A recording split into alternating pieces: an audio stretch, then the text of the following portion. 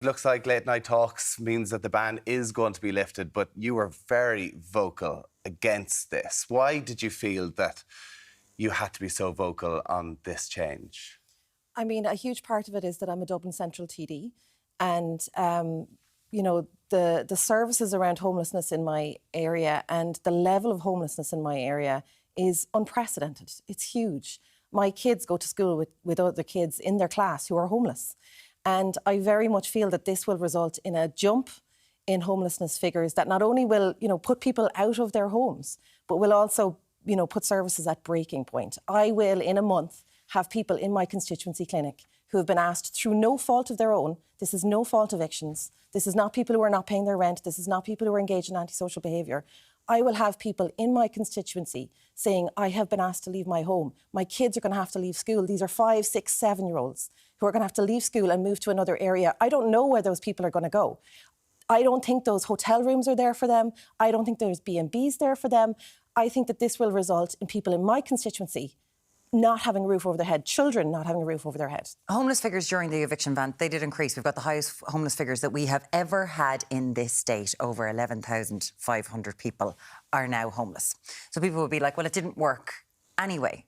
Why are these people getting evicted? Like, how are they allowed no-fault evictions? We're meant to have rent pressure zones. We're meant to have this eviction ban. What's going on? Who's taking up all these homes?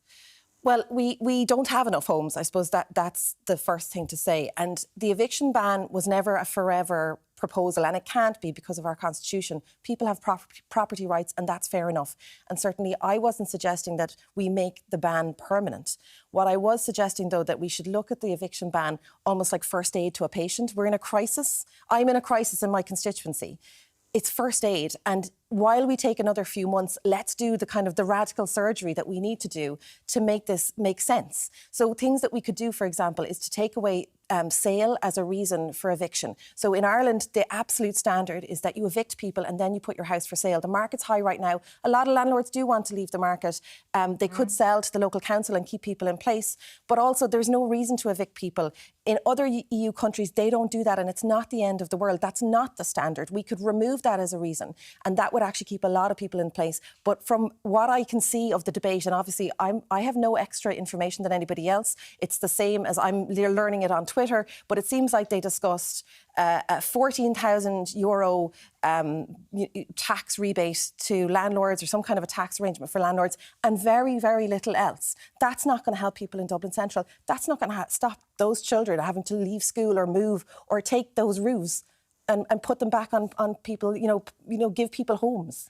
Yeah, listen, absolutely, and we know this is an issue. And sorry, can I just clarify? So this is just lifted once the cabinet have decided this. It's not up to a vote process or anything else. It's just they've made a decision. That's it. Yes, exactly. And just to say, it's not really the cabinet, because it's the 3 leaders who make this decision, and the cabinet kind of seals the deal. You know, they kind of rubber stamp it. You can see how frustrated I am by this process. Because you're a coalition member. I am a coalition member, and I'm so incredibly... are you sitting there shouting at me over Agger going, what the hell are you doing? I'm incredibly frustrated. I don't think any single person, those 3 men in that room, thought about me sitting in a constituency clinic and having to talk to a mammy who has no roof to put over the head of their child, and I am incredibly frustrated by it. And I don't think that this decision reflects Green Party values. And I have to say, I don't think anybody in that room, and I'm including my own Minister Ryan in this, was speaking up for those families in that room. Yeah, this does not represent Green politics. This does not represent our party policy. This decision in no way represents what members are saying to me. And of course, I can't speak for all of them, but I don't see anything in this decision that reflects, you know, the part of the coalition that we make up. You lost the party whip before in relation to the National Maternity Hospital. Are you getting towards breaking point with what's happening with your party? Above my loyalty to a party, and I am a Green politician through and through, I believe in green politics, you know, in a kind of a global sense. I have a responsibility to my constituents, and I can't tell you how real the housing crisis is in Dublin Central. And, you know, what we were talking about here today is the fact that the small landlord, private, even the large corporate model of private housing provision for tenants doesn't work. No. It is broken, work. And this decision is more of the same.